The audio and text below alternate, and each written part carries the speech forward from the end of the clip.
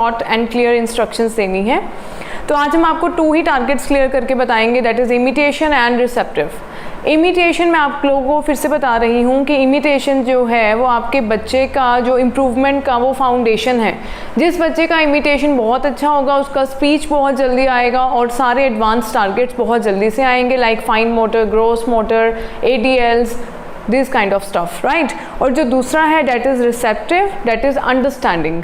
कैसे हम अपने बच्चे की अंडरस्टैंडिंग बढ़ाएंगे वो आपको मैं आज 1 से 2 टारगेट लेके बताऊंगी, बट आपको इंस्ट्रक्शंस शॉर्ट एंड क्लियर कैसे रखनी है वो है आज हमारा मोटिव इस वीडियो को बनाने का। ओके, सो ईशप्रीत आज हमारी हेल्प करेगी इस वीडियो को बनाने के लिए। से hi everyone. Okay, so first of all we will start with the imitation part. Imitation means कि जो मैं करूँगी वो रीत हमें सेम टू सेम करके दिखाएगी, राइट रीत? सिट प्रॉपरली बेटो, अच्छे से बैठो। तो हम सबसे पहले करेंगे ऑब्जेक्ट इमिटेशन। ऑब्जेक्ट इमिटेशन में आप टू कुछ भी लेंगे ऑब्जेक्ट सेम टू सेम। ये आपके लिए है, ये मम्मा के लिए। Okay, do this is called object imitation, कि जो हम कर रहे हैं वो बच्चा सेम टू सेम आपको करके दिखाए। This glass is for you, do this.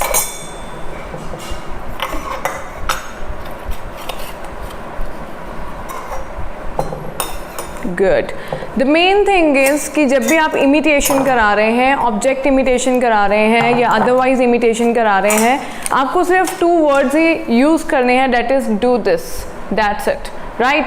अभी आगे आके मैं आपको बताती हूँ कि बहुत सारे इवन जो ट्रेनीज भी होते हैं, स्पेशल एजुकेटर जिन्होंने अभी भी अपनी एजुकेशन ख़त्म की है बट प्रैक्टिकल नॉलेज अभी नहीं है, उनको भी कम से कम 2 to 3 months लग जाते हैं कि डिफरेंस समझने में कि what is imitation, what is receptive, what is the difference between both of the targets.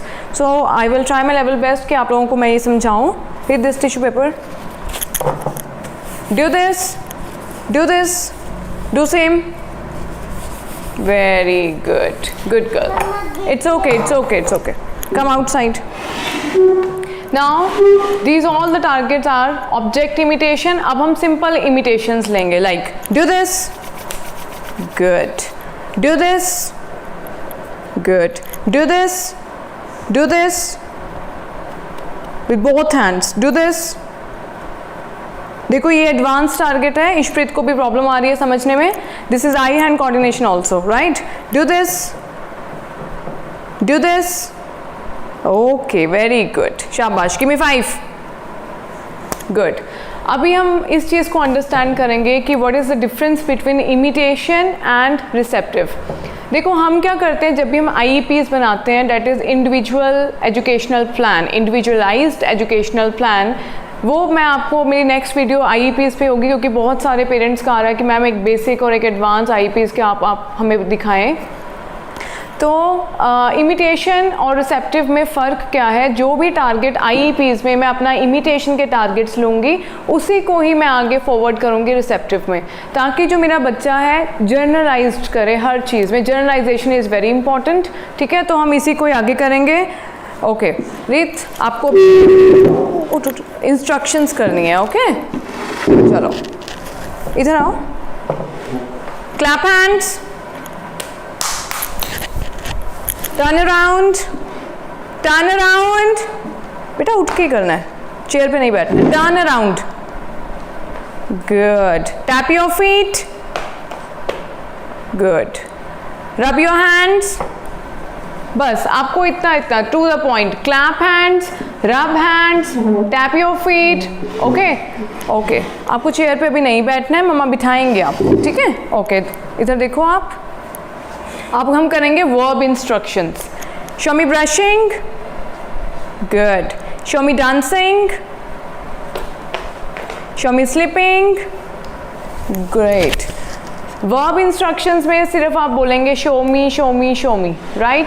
अभी ये हो गया, क्योंकि ये बहुत इजी है, ये हम अपने सब बच्चों को रट्टा मरवा देते हैं कि शो मी डांसिंग, शो मी ये, शो क्लैप हैंड्स, ये वो। अब उसके बाद आपका नेक्स्ट स्टेप क्या आएगा?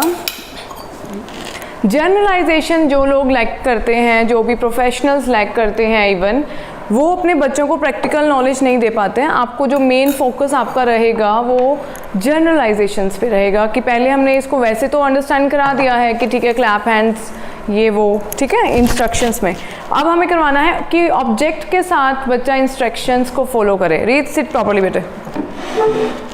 शो मी ब्रशिंग, शो मी ब्रशिंग, ब्रश, वाटर, आपका ईटेबल, ठीक है। अभी रुको, फिर से मामा बोलेगी, पुट योर हैंड्स डाउन, या show me brushing with the object, show me brushing, very good, put it back, show me eating, eating, good good, show me drinking, it's okay, show me drinking, good. So these are our verb instructions. इस पे आप जितना nicely work करेंगे कि जो आप सिर्फ verbal instructions दे रहे हैं उसको आप फिर convert करेंगे, जो आपका next target होगा उसको आप objects के साथ instructions करेंगे, उससे क्या होगा कि बच्चे के जो brain में है वो mapping बिल्कुल clear होगा हर टारगेट का। ओके, फिर आपने बोला है कि मैम अगर आउटसाइड इंस्ट्रक्शंस पे हम अपने बच्चों को कब लेकर आएँ। देखो आउटसाइड इंस्ट्रक्शंस को आप अगर जब आपके 20 to 25 इंस्ट्रक्शंस बच्चा बिल्कुल फटाफट कर रहा है, आपके एक ही इंस्ट्रक्शन उसको फॉलो कर रहा है, तब आप बच्चे को आउटसाइड इंस्ट्रक्शंस करेंगे। अभी क्या है, हम पेरेंट्स को बोल देते हैं कि आपको आउटसाइड इंस्ट्रक्शंस लेनी है, बट पेरेंट्स क्या करते हैं, आप एक रूम में बैठते हैं और दूसरे रूम में फिर अपने ऑब्जेक्ट सेट कर देते हैं, तो हमें पता ही नहीं कि दूसरे रूम में बच्चा क्या केओस कर रहा है, राइट। तो अभी हम क्या करेंगे, अभी इसी चीज़ को हम आउटसाइड इंस्ट्रक्शंस में कैसे लेंगे। पहले आपको अपनी साइट पे ही, मीन्स आपको दिखता होना चाहिए बट टेबल चेयर पे नहीं रख के उसको कहीं और दूर रखेंगे, राइट। चलो रीड, स्टैंड अप बेटा, गुड, इधर आओ। अभी मम्मा आपको बताएंगे कि गो एंड गेट, आपको सारा सामान उठा के लेके आना है। पहले बच्चे को आपने अंडरस्टैंड करा दिया, फिर बिल्कुल clear and strict instruction. Go and get a pencil, go and get a pencil, this is my gestural prompt, शाबाश, come back, good, go and get a toy, good, go and get a bottle, very good। So इस तरीके से आपको instructions देनी है, बिल्कुल clear, बिल्कुल short, फालतू आपको कुछ नहीं बोलना है within taking the targets. So ये है हमारा रिसेप्टिव और इमिटेशन। ये मैंने आपको बिल्कुल बेसिक बताया है। जब मैं IEPs आपको बना के दिखाऊंगी, मे बी कल तक अपलोड हो सकती है हमारी IEPs की वीडियोस भी, तो इस तरीके से आपको रिसेप्टिव और इमिटेशन लेना है। और रिसेप्टिव और इमिटेशन में आगे बहुत सारे टारगेट्स हैं।